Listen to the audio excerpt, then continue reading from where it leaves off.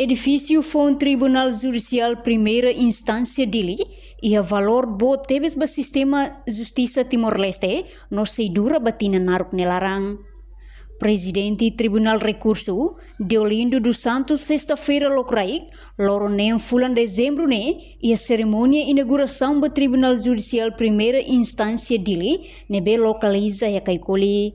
Tuirnia, edifício foi ne, importante, no ia valor bo tebes ba sistema justiça e raidobe em Timor-Leste.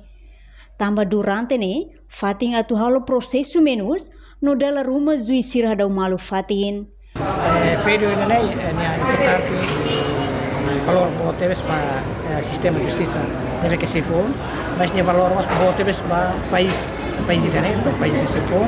E primeiro obra maka kita halo sistema justiça e especialmente para tribunal será.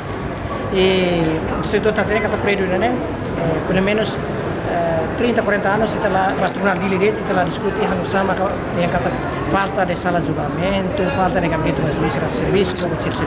Além de atividade de julgamento móvel e o município eleu ermera no atauro ba oimbel reduz ona também espaço e edifício foi tribunal ne suficiente ona atual julgamento. Edifício foi ne e a sala de julgamento hamotuk sanulu composto husi sala de julgamento bot ida, sala de julgamento médio e rua, no sala de julgamento kik nehito.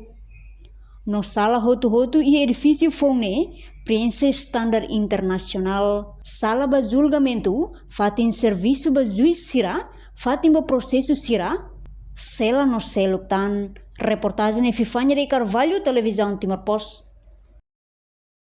Janela informação ba emogoto.